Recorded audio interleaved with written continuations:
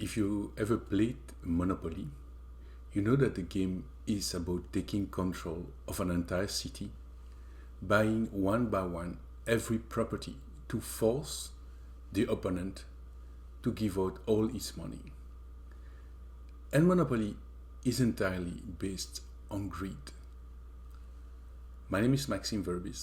I'm a clinical psychologist, and I'm here to give a psychological approach of the 7 capital sins of Christianity.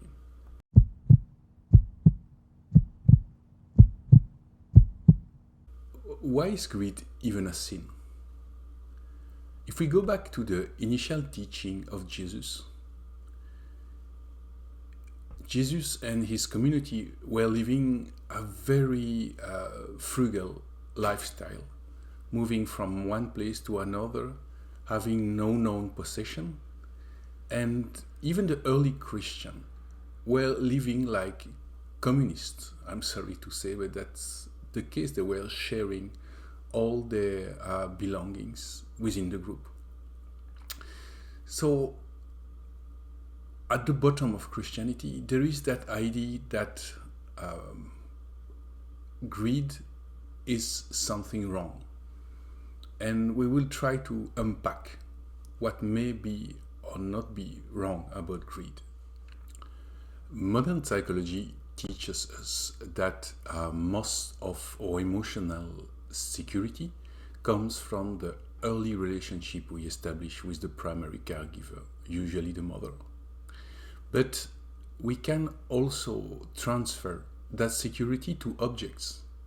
And that's why children many times use cuddling toys, because it is like a part of their mother they can transport whenever they want and wherever they go.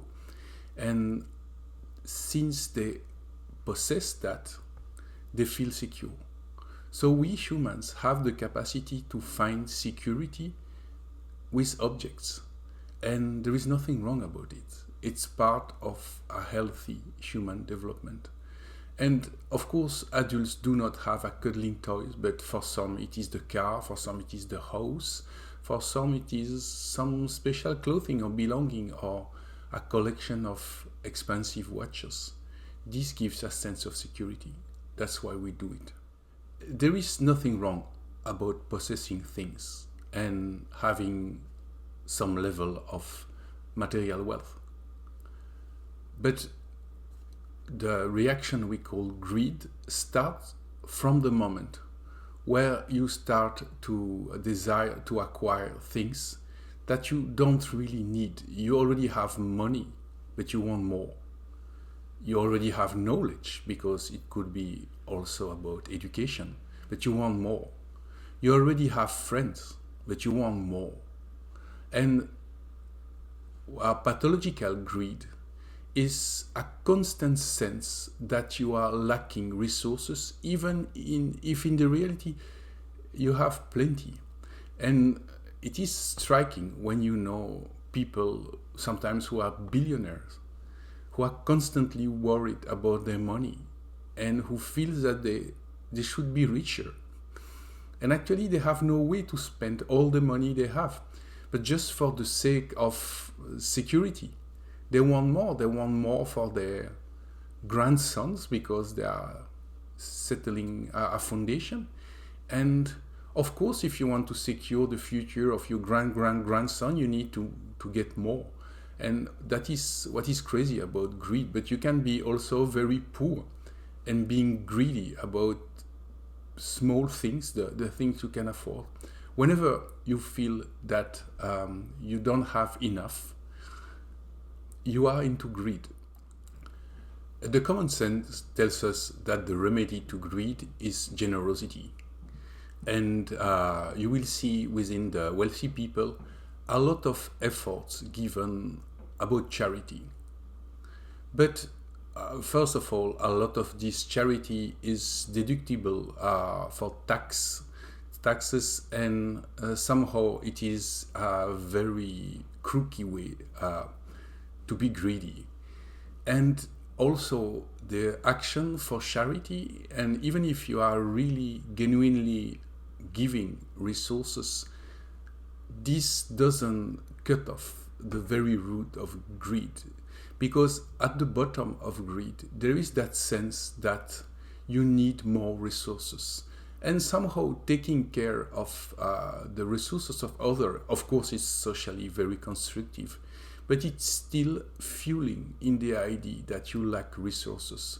So if you want to really stay away from greed, you need a completely different type of mindset than the charity, which actually maintains the idea that people lack resources, and actually they do lack resources. There is such thing as poverty, and it requires a lot of social and individual action to tackle.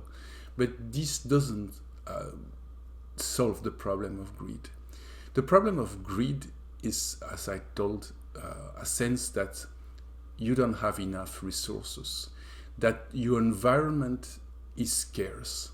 And the only spiritual remedy towards that is to cultivate gratitude. Gratitude is the exact contrary of greed. Instead of thinking that your environment is lacking resources, with gratitude, you are thankful for all the resources you get, and you decide that what you have already received from the world, and you receive a lot of things, even if you are poor.